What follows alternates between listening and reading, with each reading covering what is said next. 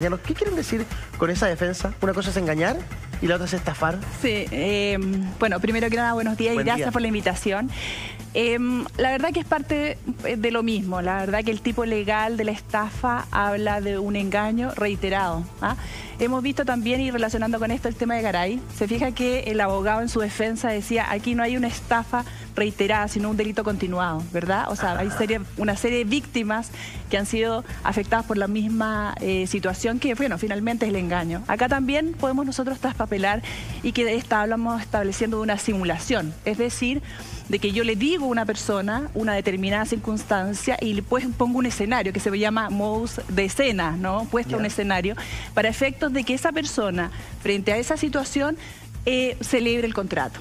¿Ya? Entonces lo que él está estableciendo que simplemente hay una mentira, que es bastante distinto a lo que es la estafa, ¿ya? Porque falta este ánimo de simulación, ¿ya? Wow. Y aquí en el caso, como existen varias víctimas, va a ser cada una de las víctimas, te fijas, querellante en esa acción. Entonces los delitos van aumentando en la pena. Hoy día son 16 querellantes por estos terrenos que vendió Fabricio en 17 millones cada uno el año 2016. Dentro de las defensas llama la atención que dicen que en el fondo es culpa de los compradores el no haberse informado que estos terrenos no solo no eran agrícolas, que no se podían construir ni se podían lotear, sino que además eran inundables. No, para nada, no, jamás le podríamos pedir nosotros el nivel de profesionalidad a una persona que está comprando un terreno menos de 17 millones. No estamos hablando de esta inversión piramidal en que por último uno podría decir, ok, siempre estuvo dentro del lucro, ¿verdad? Porque decíamos, nosotros vamos a obtener mucho dinero. Esta es una situación bastante distinta, en un lugar muy distinto, en la cual los afectados son gente, te fijas, sencilla. No solo por la sencillez de la simpleza, sino también del conocimiento. Entonces, la verdad que no le puedes exigir a ese tipo de persona y afectado un conocimiento. Pero es culpa mayor de la persona que compra efectivamente Jamás que el vendedor no te diga que te está vendiendo. Porque cuando, mira, sale un cartel, vendo parcelas de agrado, 17 millones, a uno justo le alcanza para poder comprarse una, uno va, hace el esfuerzo, se la compra, pide el crédito, son 17 millones.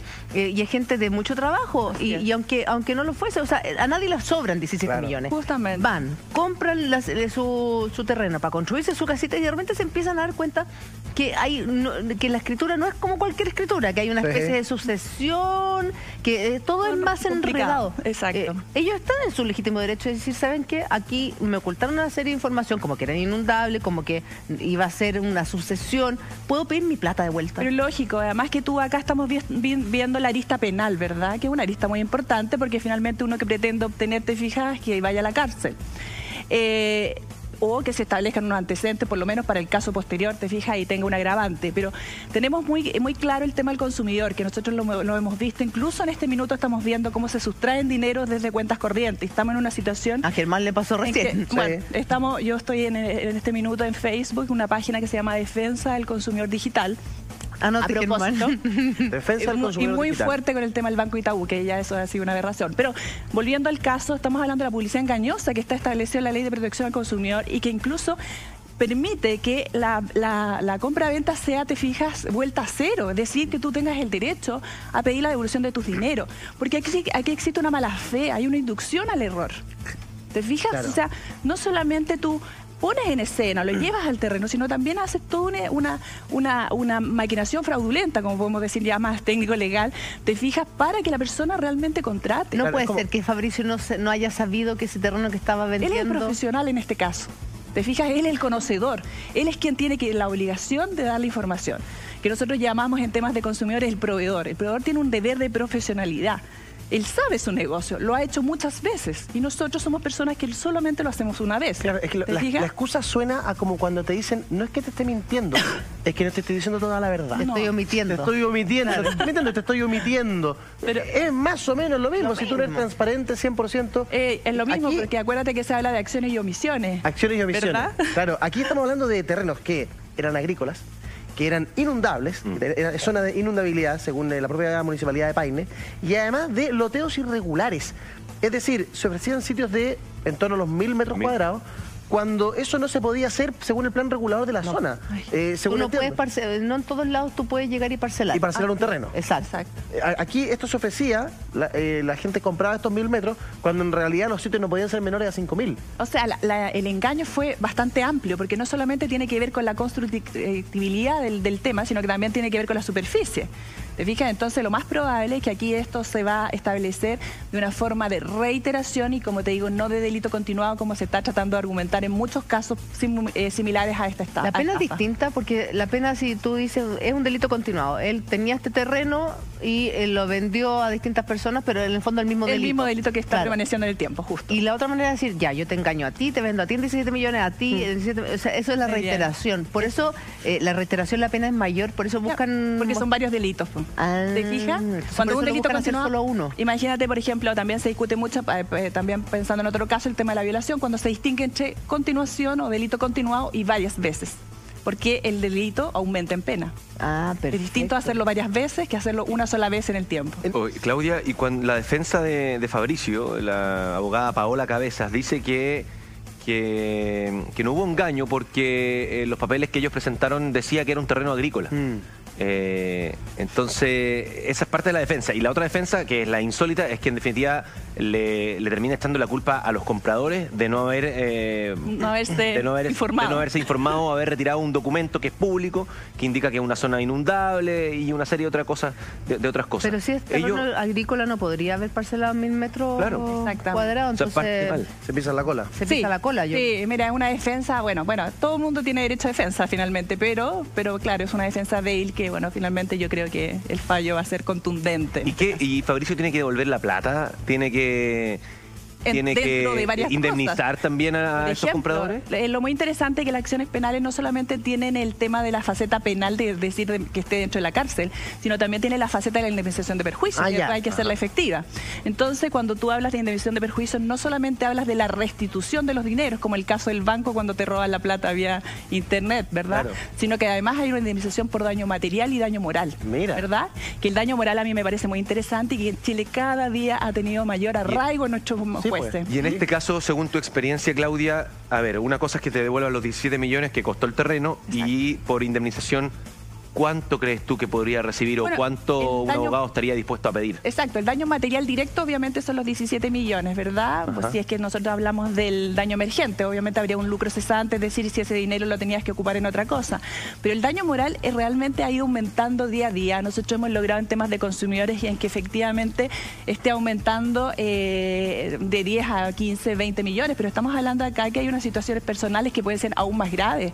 O sea, piensa que puede haber un proyecto de familia, que estamos hablando, que es muy interesante, el haber comprado ese terreno no solo porque me gusta el lugar, sino porque está cerca de mi familia, mi otra familia, mis padres, o alguien los colegios de los niños. Claro, imagínate alguien que vive en el centro de Santiago y que dijo, no, me quiero ir a respirar aire puro. O por salud. No voy a ir a Paine, voy a cambiar a mis niños de Santiago Centro a San Bernardo, a Buin, a Paine, para tener una mejor calidad de vida. ¿Y que hizo eso? Pensando en que en un año, en una casa prefabricada, por ejemplo, teniendo el terreno en una casa prefabricada, es más rápido cambiarse. Y todo eso no lo pudo lograr. No lo pudo lograr. Y piensa en casos más extremos de salud.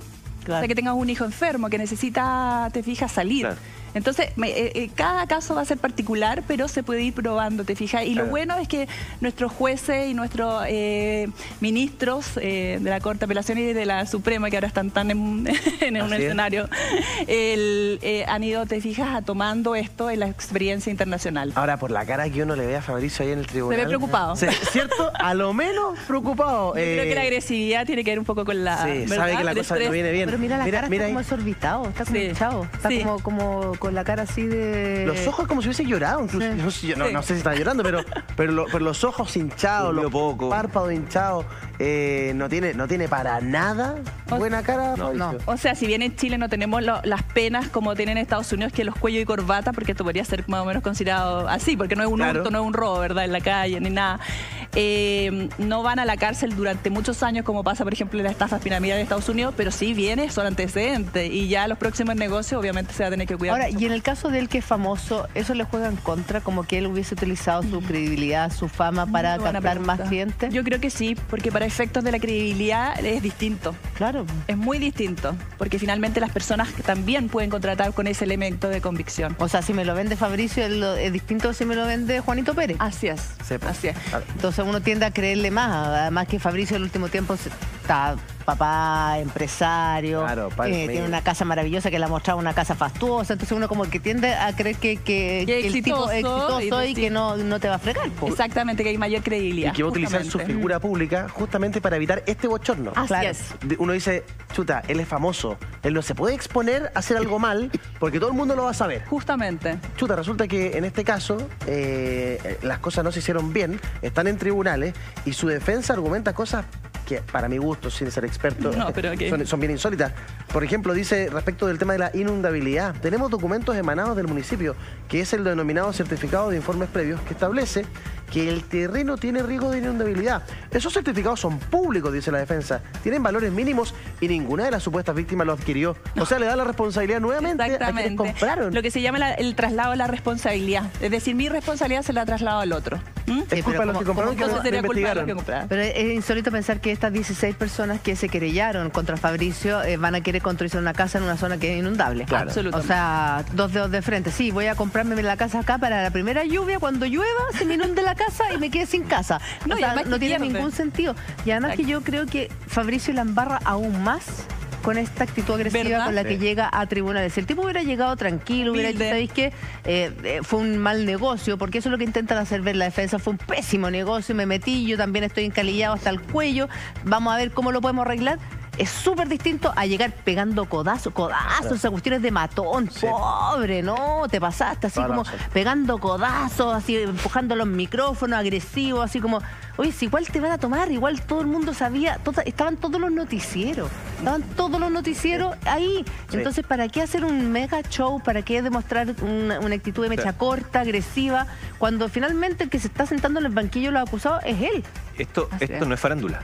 No, po, esto Fabricio. no es farándula. Y si te molesta farándula, observa los micrófonos que habían, estaban todos los noticieros. Tele 13, Tu caso, o sea, están pese a todos. que tú eres figura pública, tu caso es de connotación pública porque así como tú quisiste engañar a varias personas, hay muchas personas que en Chile venden terrenos de forma fraudulenta. Y tu caso evidentemente que hoy por hoy sirve para mostrar lo que es una realidad que muchas veces es desconocida y que porque en definitiva ocurre en un pueblito chiquitito, en una comuna rural, a veces esas personas no tienen acceso a los medios o la noticia queda de forma local. Sin ir más Pero lejos, esta muy noticia importante, sí. es nacional y evidentemente que es importante tu caso y es noticia. Lo que tú dices, Germán, es verdad. Muy Sin ir más importante. lejos, nosotros tres tenemos una muy buena amiga, una conocida, nuestra jefa, que también le pasó lo mismo.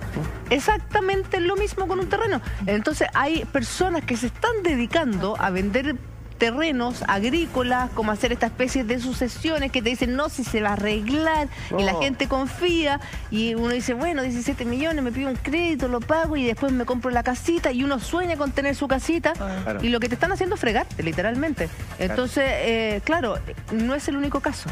Y lo de Fabricio sirve para alertar a quienes están prontos a comprarse su parcelita, lamentablemente a tomar todos los resguardos del caso, porque hay gente que es inescrupulosa y que está dedicándose a ese negocio con la inocencia de nosotros que compramos un aveo, algún Exacto. terreno y que no sabemos dónde chequear todos los papeles o cómo ver.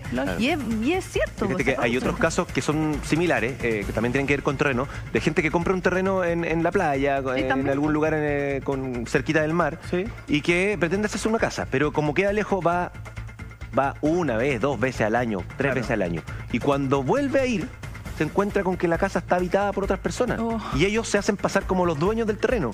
Y viene todo un tema legal, de Sí, papeles, eterno. no hay cómo sacarlos, No, eterno. Y, o sea, perdiste el terreno ahí, perdiste la plata y además tiene que, a los costa de un gastos, juicio, exacto. sacar a estas personas que dicen que es de él. Así es. No, sí, es un tema, ¿Claudia? este tema Quiero de hacer tierras. una pregunta, porque no sé si en el caso de estas 16 personas que demandan a Fabricio efectivamente es así, pero en el caso cercano de una amiga que yo tengo, en la escritura ponen lo siguiente, estos tipos que se dedican a hacer esta tipo de ventas. Sí, dice, séptimo, se da por expresamente conocida por las partes la Ley General de Urbanismo y Construcción. ¿Es válido? O sea, en el fondo te traspasan la responsabilidad, te ponen una cláusula en la escritura como diciendo que tú estás al tanto de que es una zona inundable, que es una zona agrícola, sin decírtelo. Sin entrar en un detalle latoso, pero finalmente hay un tema que se llama las cláusulas abusivas, que se colocan en los que se llaman contratos de adhesión, que son estos contratos que uno firma sin poder discutir las cláusulas que van dentro. Pensemos en miles de contratos que nosotros firmamos a diario, ISAPRES, bancos, cuentas corrientes, créditos, etcétera. Y uno de ellos es este tipo de contratos en los cuales uno no puede entrar a discutir en cada una de las normas, porque finalmente te dicen, mira, lo único que tenemos que discutir aquí es el precio, ¿verdad? Y la especie, es decir, el detalle del inmueble que estás comprando. Por lo cual, todas las otras cláusulas que están incluidas son cláusulas dentro de este contrato de adhesión. Muchas de ellas son abusivas, es decir, que son nulas para efecto de la ley porque lo contrarían la ley como tal, ¿verdad? Tú primero que nada no puedes renunciar anticipadamente a derechos, no puedes conocer cosas que van más allá de tu conocimiento de común y corriente persona. Obviamente, si yo voy a un juicio, quizás el juez me va a exigir aún más de conocimiento a mí por ser abogada que a una persona. O sea, aunque te pongan esa cláusula, da lo mismo. En el fondo, dentro de la demanda, un poco lo que uno hace como abogado, pide, te fijas, que se dé cumplimiento o más bien se devuelvan los dineros en el caso que sea ese el objetivo, pero además que se declare como nula determinadas cláusulas, obviamente por ser abusiva.